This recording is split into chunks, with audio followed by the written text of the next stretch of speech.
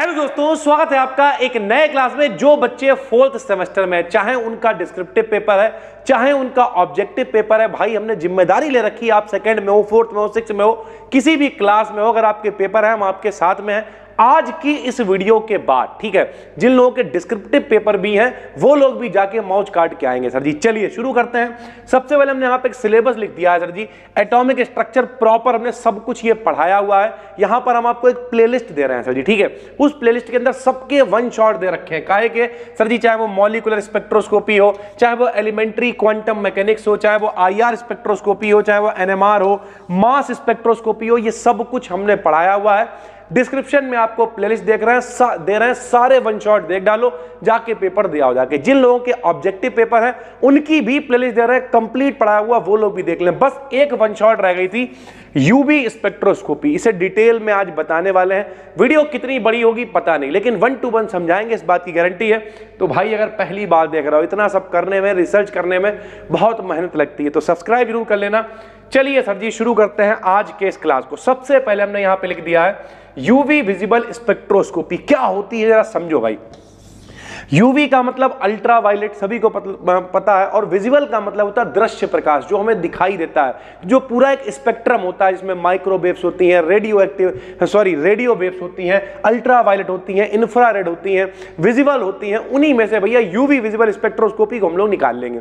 हमने आपको सारे वन शॉट में बताया हुआ। स्पेक्ट्रोस्कोपी का मोटा मोटा मतलब ये होता है कि हम किसी कंपाउंड के बारे में पता करेंगे भैया। जैसे मान लिया कोई स्पेक्ट्रोस्कोपी ये बताई कि भैया उसका कलर कैसा है, उसके कलर के बारे में जानकारी निकालना है, उसके स्ट्रक्चर के बारे में जानकारी निकालना है। यानी स्पेक्ट्रोस्कोपी का काम ही यही होता है कि किसी कंपाउंड के बारे में हम लोग जानकारी निकालेंगे भाई, ठीक है। तो यूवी स्पेक्ट्रोस्कोपी को हमने कैसे लिखा जरा देखिए। इससे एब्जॉर्प्शन स्पेक्ट्रोस्कोपी या रिफ्लेक्टेंस स्पेक्ट्रोस्कोपी को रेफर करते हैं। रिफ्लेक्टेंस का मतलब क्या होता है, गए, टकरा के वापस आ गया एक तरीके से। और एब्जॉर्प्शन का क्या मतलब होता है कि भैया सरल भाषा में अगर समझे तो भाई कहीं से कोई प्रकाश वगैरह आएगा, किसी कंपाउंड पे पड़ेगा, कंपाउंड उसे एब्जॉर्ब करेगा, और उसके बाद कहीं कोई स्क्रीन वगैरह कुछ होगी जहां पर हमें पूरा स्पेक्ट्रम मिल जाएगा, और हम बताएंगे कि यार इसने कितना प्रकाश जो है एब्जॉर्ब करा, कैसा स्पेक्ट्रम मिला, किस तरीके की पीक्स मिली, ये सब हम लोगों को पता चल जाएगा। सीधी सी बात है।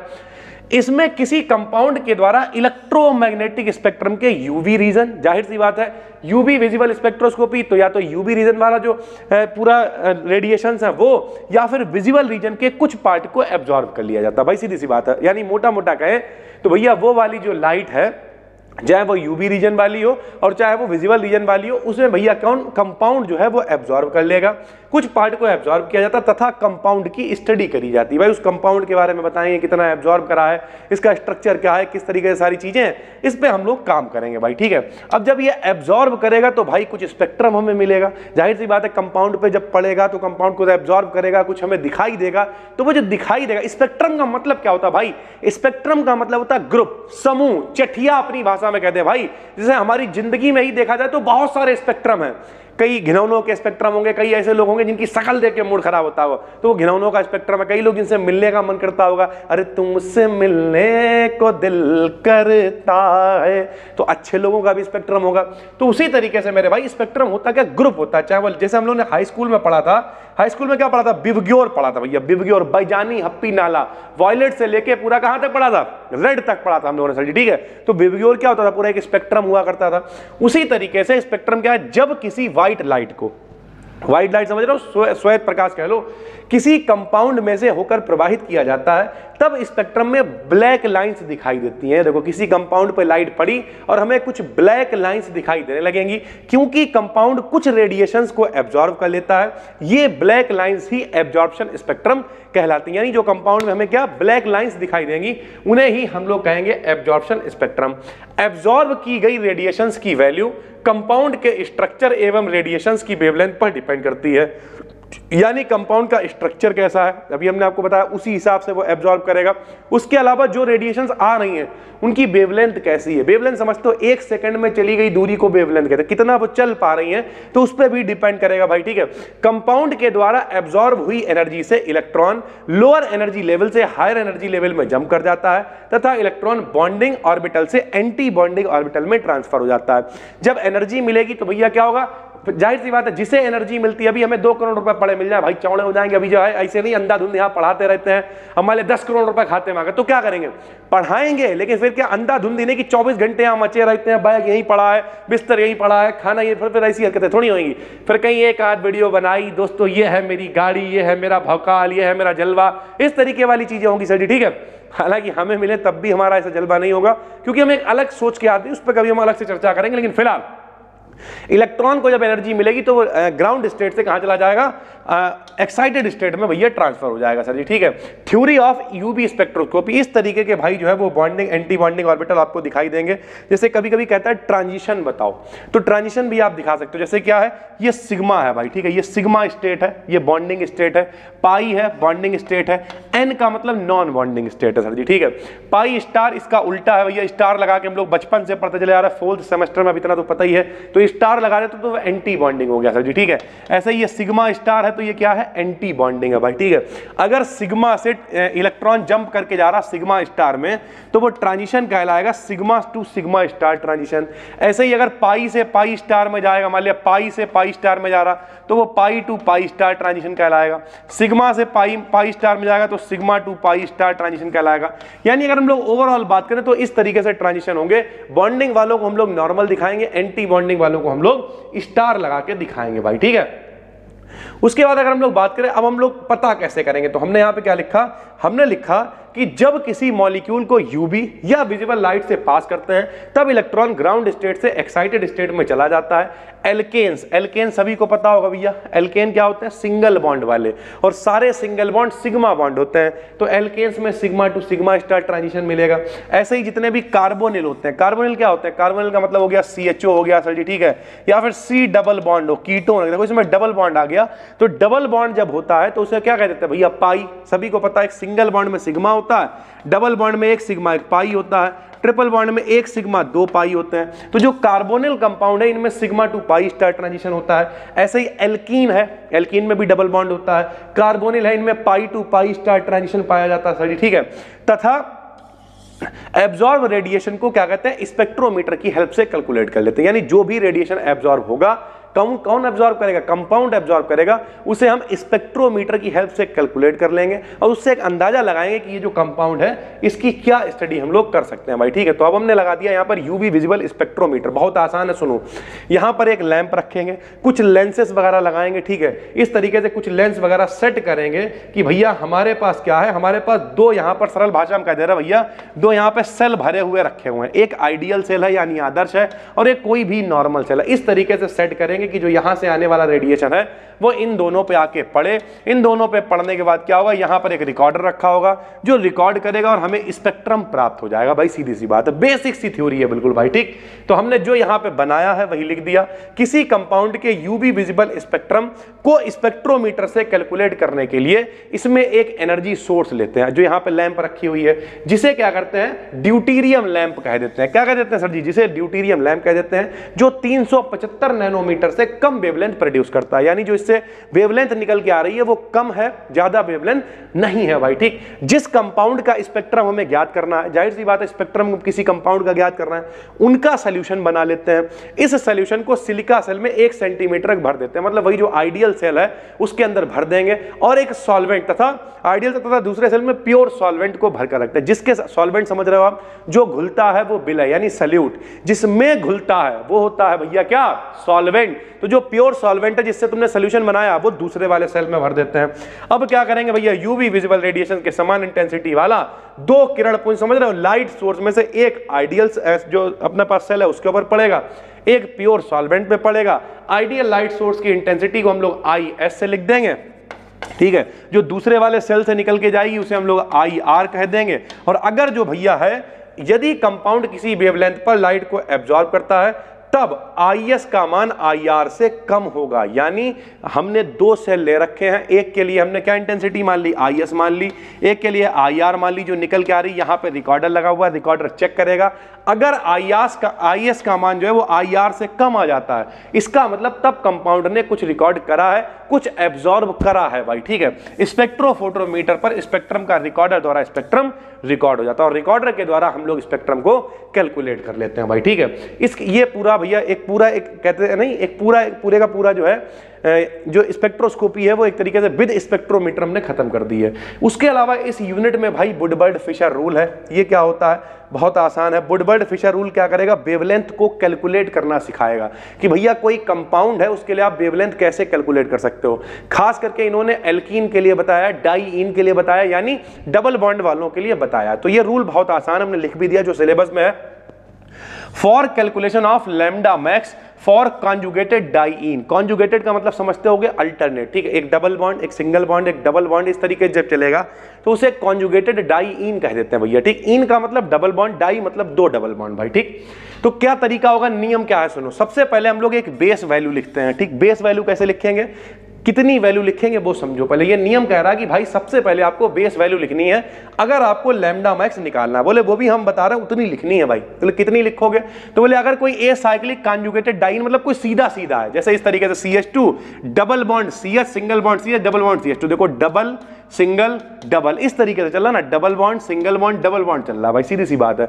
तो जब इस तरीके से बोले आपको मिल जाए तब आप क्या करोगे, बेस वैल्यू 217 लिखोगे। कितनी लिखोगे, 217 लिखोगे। बोले अगर कोई ऐसा मिल जाए होमो एन्यूलर। अब सर जी ये होमो एन्यूलर क्या होता है, जब एक ही रिंग के अंदर दो अल्टरनेट बॉन्ड मिल जाए, डबल सिंगल डबल, तो उसे होमो एन्यूलर कहते हैं। बोले इस तरीके का कुछ अगर आपको मिल जाए तो आपको बेस वैल्यू 253 जोड़नी है। अभी इसका एग्जांपल भी दिखाएंगे आपको, ठीक है। फॉर हिड्रो एन्यूलर, बोले अगर हिड्रो का मतलब क्या हो गया कि भाई जो डबल बॉन्ड दिख रहे हैं वो दो अलग अलग रिंग में दिखेंगे भाई, ठीक है। देखो एक रिंग इधर है, इसमें डबल बॉन्ड है, सिंगल, एक उधर डबल बॉन्ड है, यानी अलग अलग रिंग है, तो इसे हिड्रो एन्यूलर कह देते हैं। बोले इसके लिए बेस वैल्यू 214 लेनी पड़ेगी, ठीक। कॉन्जुगेशन में प्रत्येक एक्स्ट्रा डबल बॉन्ड के लिए अगर भैया जो हमने बताया है डबल सिंगल डबल, इसके अलावा और चल गया आगे, चेन आगे बढ़ गई, डबल सिंगल और डबल आ गया, तो प्रत्येक डबल बॉन्ड के लिए 30 आपको और जोड़ना पड़ेगा भाई। कितना जोड़ना पड़ेगा सर जी, 30 आपको और जोड़ना पड़ेगा सर जी, 30 और जोड़ना पड़ेगा। यदि कोई एल्किल साइड चेन आ गई, भैया कोई लटक आ गई, मान लिया इस तरीके से चल रहा था, यहां पे किसी ने CH3 लगा दिया, कोई साइड चेन आ गई, तो साइड चेन के लिए 5 आपको और जोड़ना पड़ेगा। कुछ लोग कहेंगे सर जी तो बड़े कठिन। अबे कठिन क्या है यार, बेस वैल्यू कितनी है वो याद कर लो, ठीक है। उसके बाद अगर कोई एक्स्ट्रा डबल बॉन्ड हो गया तो उसके लिए 30 जोड़ना है, कोई साइड चेन आ गई तो 5 जोड़ना है, 2-4 चीजें हैं भाई, याद कर लो। प्रत्येक एक्सोसाइक्लिक, अब एक्सोसाइक्लिक क्या होता है, जो रिंग के बीच में बॉन्ड बना होता है सर जी, ठीक है। जो रिंग मान लिया 2 रिंग है, एक रिंग इधर है एक रिंग इधर है, जो बीच में बॉन्ड बनता है उसे हम लोग एक्सोसाइक्लिक डबल बॉन्ड कहते हैं। इसके लिए 5 और जोड़ा जाएगा। अगर कोई ऑक्सोक्रोम भी प्रेजेंट हो, सर जी ऑक्सोक्रोम क्या होता है अभी आपको बताएंगे, इसी ये जो पूरी सीरीज अपनी है, यानी ये जो पूरी यूनिट है इसी के अंदर है। तो ऑक्सोक्रोम हो तो उसके लिए कुछ इन्होंने बताई कंडीशन है कि भैया अगर OR जुड़ा हो, OR समझते हो भाई, OR का मतलब कि R मतलब भाई, R का मतलब CH3 हो सकता है, C2H5, बोले ये सब कुछ जुड़ा हो तो 0 रखो, कोई दिक्कत नहीं है। SR जुड़ा है तो 30, Cl Br chlorine bromine iodine कुछ जुड़ा हुआ है तो 5 जोड़ेंगे, NCH3 CH3 जुड़ा हुआ है तो 60 जोड़ेंगे। ये यानी ओवरऑल मोटा मोटा आपको नियम पता होना चाहिए। जिनका पेपर डिस्क्रिप्टिव है उनके में भैया लिखने को आएगा वुडवर्ड फिशर रूल लिखो, जिनके पेपर ऑब्जेक्टिव है उनके में इतना ज्यादा कुछ नहीं आता है। कोई बेस वैल्यू आपसे पूछ सकता है कि इसके लिए कितनी जोड़ते हैं। जैसे भैया ये एक एग्जांपल, अब देखो सबसे पहले ये देखो भाई, double bond single bond double bond. इन्होंने कहा है वुडवर्ड ने कि जब भी ऐसा कुछ चल रहा हो डबल सिंगल डबल तो बेस वैल्यू जोड़ लेना 217। देखो 217 बेस वैल्यू जोड़ ली। फिर इन्होंने कहा कि अगर कोई साइड चेन चल रही हो, देखो लटक चल रही हो, तो उसके लिए 5 और जोड़ लेना। तो यहाँ पे देखो एक साइड चेन ये है, एक साइड चेन ये, 2 साइड चेन है, तो 2 के लिए हमने 5 दूनी 10 भैया और जोड़ दिया। 217 ये हो गया, 10 ये हो गया, तो टोटल कितना हो गया, 227 नैनोमीटर हो गया भाई, ठीक है। तो इस तरीके से बस निकल आई भैया लैम्डा की वैल्यू आराम से वुडवर्ड फिशर रूल से। सर जी एक और बताओ, लो एक एक्स्ट्रा वाला देखो यार, यहाँ देखो, यहाँ मान लिया ये आ गया सर जी, लो ये एग्जांपल, इसमें क्या करोगे, ये देखो सिंगल डबल, अब देखो डबल सिंगल डबल इतने पे खत्म हो जाना चाहिए था, लेकिन फिर सिंगल का फिर एक डबल यहाँ पे एक्स्ट्रा, जो डबल बॉन्ड है एक्स्ट्रा चल रहा है। तो सबसे पहले तो बेस वैल्यू तो 217 ही लेंगे हम लोग, क्योंकि चल भाई से रहा है डबल सिंगल। फिर हमने देखा यार एक CH3 ये है, एक CH3 ये है, एक CH3 ये है, 3 एल्किल ग्रुप जुड़े हुए हैं साइड चेन, तो तीनों के लिए 5-5 यानी 15 ये लेंगे।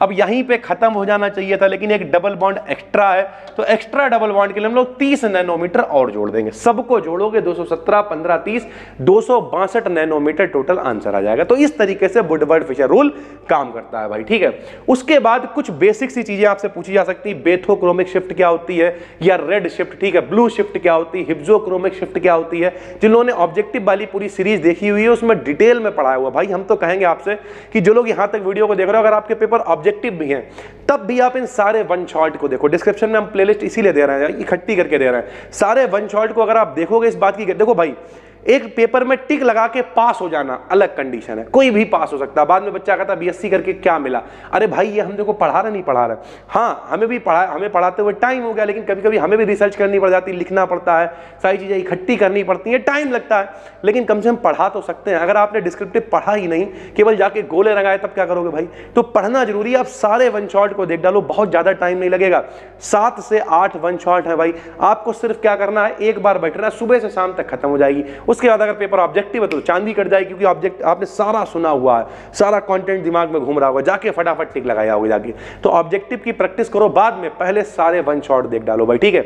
जो लोग फिजिक्स के लिए रो रहे हैं, टेंशन ना लो, फिजिक्स का भी लेके आएंगे, माउथ काट देंगे भैया, लगे रहो भैया, ठीक। यहां पर एक ग्राफ बनाया हुआ हमने, ठीक है, जो उधर है बढ़ी हुई है भैया सरल भाषा में, उसे हम लोग बेथोक्रोमिक शिफ्ट या फिर रेड शिफ्ट कह रहे हैं। जिधर वैल्यू कम है भाई उसे हिप्जोक्रोमिक शिफ्ट या फिर ब्लू शिफ्ट कह रहे हैं भाई, ठीक है।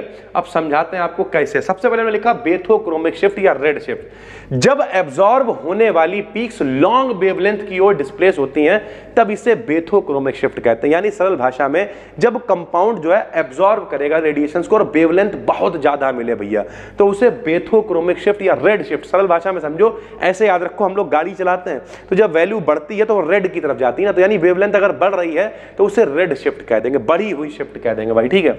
ऐसे ही हिप्जोक्रोमिक शिफ्ट या इसी को ब्लू शिफ्ट, अब आप समझ गए होंगे भैया, बचपन में सिखाया जाता है, ये अंतर हम लोग लिखते थे, इसमें पाया जाता है, इसमें नहीं पाया जाता, तो उसमें बढ़ी हुई मिले तो इसमें क्या हो जाएगा, जब एब्जॉर्ब होने वाली पीक्स स्मॉल वेवलेंथ की तरफ, यानी स्मॉल नहीं स्मॉल वेवलेंथ की तरफ। सर जी अब क्या करें, मुंह से थूक गायब हो जाता बोलते बोलते। कई लोग कहेंगे सर जी आप तो मुंह ही पे थूक देते हो, तो भैया थोड़ा दूर फोन रख के देखा करो यार। चलो, जब एब्जॉर्ब होने वाली पिक्स स्मॉल वेवलेंथ की ओर डिस्प्लेस हो जाती हैं तब इन्हें हिप्जोक्रोमिक शिफ्ट कह देते हैं या इन्हीं को ब्लू शिफ्ट कह देते हैं भाई, ठीक है। उसके बाद हाइपरक्रोमिक शिफ्ट क्या है, यदि कोई ग्रुप बैंड की इंटेंसिटी को बढ़ा देता है, यानी कोई ऐसा ग्रुप आया जिससे बैंड जो बॉन्ड है उसकी इंटेंसिटी बढ़ गई, बैंड नहीं सर जी बॉन्ड है ये, तो अगर कोई ऐसा ग्रुप जुड़ गया जिससे बॉन्ड की तीव्रता बढ़ गई तेजी से, तो उसे क्या कहते हैं, हाइपरक्रोमिक। हाइपर का मतलब बढ़ा देने वाला, हाइपर, तो भैया उसे क्या कहते हैं, हाइपरक्रोमिक इफेक्ट या शिफ्ट कहते हैं। और हाइपो का मतलब क्या है, यदि बॉन्ड की इंटेंसिटी को कोई ग्रुप कम कर देता है तब इसे हाइपोक्रोमिक इफेक्ट कहते हैं भाई, ठीक है। तो ये 2-3 छोटी छोटी चीजें हैं जो आपको पता होनी चाहिए भाई, ठीक। उसके अलावा क्रोमोफोर्स क्या होते हैं, मॉलिक्यूल्स में प्रेजेंट एटम्स या उनके ग्रुप्स जो विजिबल या अल्ट्रावायलेट रीजन में लाइट को एब्जॉर्ब करते हैं जिससे ये कंपाउंड्स कलर्ड दिखाई देते हैं, उन्हें ही हम लोग क्रोमोफोर्स कहते हैं। मोटा मोटा कहें तो अगर कोई कंपाउंड में कलर है तो उस कलर का जो मेन कारण है वो क्रोमोफोर है भाई, ठीक है। जैसे ये बी डिकेडेंट चैनल अगर आप देख रहे हो, इस पर जो कंटेंट आ रहा है, जो पढ़ा रहे हैं वो हम पढ़ा रहे हैं, तो हम क्रोमोफोर हो गए। उसी तरीके से अगर कोई भी कंपाउंड कलर शो कर रहा है तो उसकी जैसे बी डिकेडेंट चैनल की खासियत क्या है, इसमें पढ़ाया जा रहा है, तो कौन पढ़ा रहा है, तो हम पढ़ा रहे हैं। ऐसे ही जो कंपाउंड है उसकी खासियत क्या है, वो कलर शो कर रहा है, तो कौन किसकी वजह से कलर शो कर रहा है, तो क्रोमोफोर की वजह से कलर शो कर रहा है। कौन से क्रोमोफोर हो सकते हैं भैया, जैसे देखो सी डबल बॉन्ड सी है, ये क्रोमोफोर है, सीओ क्रोमोफोर है, एनएन क्रोमोफोर है, NO2 क्रोमोफोर है, ये सारे के सारे क्रोमोफोर होते हैं। ऑक्सोक्रोम क्या होते हैं, कुछ एटम्स या उनके ग्रुप्स जो अल्ट्रावायलेट रीजन या लाइट एब्जॉर्ब नहीं करते परंतु क्रोमोफोर्स के साथ जुड़कर उनकी इंटेंसिटी को बढ़ा देते हैं, जिससे पीक्स जो है और हाई की तरफ शिफ्ट हो जाते हैं और एब्जॉर्प्शन की इंटेंसिटी बढ़ जाती है। इन ग्रुप्स को ऑक्सोक्रोम्स कहते हैं। ऑक्सोक्रोम भैया क्या होते हैं, ऑक्सोक्रोम कह रहे हैं हम कलर नहीं शो करेंगे, देखो भैया चक्कर में नहीं पड़ेंगे, लेकिन जो क्रोमोफोर कलर शो कर रहे हैं हम उनके साथ में जुड़ेंगे और मिलके भैया जलवा काट देंगे, ठीक है। जैसे कई बच्चे ऐसे होते हैं जो कमेंट्स करते हैं सर जी हम अपना चैनल नहीं शुरू करेंगे, आप बताओ, आप कलर शो कर रहे हो, आप क्रोमोफोर हो, हम आपके ऑक्सोक्रोम बनना चाहते हैं, हम आपके साथ में जुड़ना चाहते हैं, हम जुड़ के पढ़ाएंगे, मिलके मौज काट देंगे, बात खत्म हो गई। आपकी इंटेंसिटी को बढ़ाएंगे, आपके प्लेटफॉर्म पे पढ़ाएंगे, आगे बात खत्म हुई। तो आप ऑक्सोक्रोम हो गए, हम क्रोमोफोर हो गए, बात खत्म हो गई। तो इस तरीके से सारी चीजें चलती हैं। ये भैया पूरा हमने डिटेल में आपको पढ़ा दिया है। क्या पढ़ा दिया बताओ, यूवी विजिबल स्पेक्ट्रोस्कोपी। और भैया इसलिए हमने स्टार्टिंग में लगा दिया, ये सारे आपके कोर्स के अंदर हैं और ये सब कुछ हमने पढ़ा रखा, तो हम यहाँ पे प्लेलिस्ट बना के डिस्क्रिप्शन में दिए दे रहे हैं। जो बच्चे कोर्स में देख रहे हैं सब कुछ यहाँ पे अपलोडेड है। जो बच्चे ढूंढना नहीं चाह रहे कि इनकी पीडीएफ कहाँ है, तो इन सब की पीडीएफ टेलीग्राम पे पड़ी हुई है। टेलीग्राम पे आप जाओगे, BD Acadian BSc सर्च करोगे, आपको मिल जाएगा। लेकिन अगर आप चाहते हो नहीं भैया हम नहीं ढूंढ पाएंगे, तो भाई सबसे बढ़िया तरीका है, ये सारा content with objective, descriptive, PDF, practice, सब कुछ हमने कंटेंट डाल रखा है। कहां? अपने कोर्स के अंदर। BD Acadian एप्लीकेशन पे जो कोर्स है, इस समय ऑफर भी चल रहा है, 200-300 रुपए में आपको मिल जाएगा। जाके चाहो तो उस पर डिस्क्रिप्शन पे क्लिक कर सकते हो, या फिर डिस्क्रिप्शन में जो प्लेलिस्ट है उस पर जाके क्लिक करो, सारे वन शॉट देख डालो और जाके अच्छे से पेपर दे के आओ। कैसा लगा ये वीडियो कमेंट करके जरूर बताना। पहली बार देख रहे हो तो सब्सक्राइब कर लो, हाँ इंस्टाग्राम पे फॉलो कर लो, 60,000 फॉलोअर्स वहां पे हो गए हैं। तेजी से हम लोग 1 लाख की तरफ बढ़ रहे हैं और देखते हैं कितनी जल्दी हम लोग 1 लाख पे पहुंच पाते हैं। फिलहाल कैसी लगी ये वीडियो कमेंट में जरूर बताइए। फिर मिलते हैं, तब तक के लिए धन्यवाद। और 4th सेमेस्टर वाले अब टेंशन लेने की जरूरत नहीं है। क्यों? ऑब्जेक्टिव की पूरी सीरीज खत्म कर दी, डिस्क्रिप्टिव की पूरी सीरीज खत्म, आपको डिस्क्रिप्शन में दे दी, सारी पीडीएफ टेलीग्राम पे भी है। कोर्स में है तो कोर्स में एनरोल कर लो, जहां भी देखो। केमिस्ट्री 4th सेमेस्टर वाले टेंशन मुक्त हो गए होंगे। जो लोग यहां तक देख रहे हैं, एक प्यारा सा कमेंट करके जाओगे तो बड़ा अच्छा लगेगा। Thank you.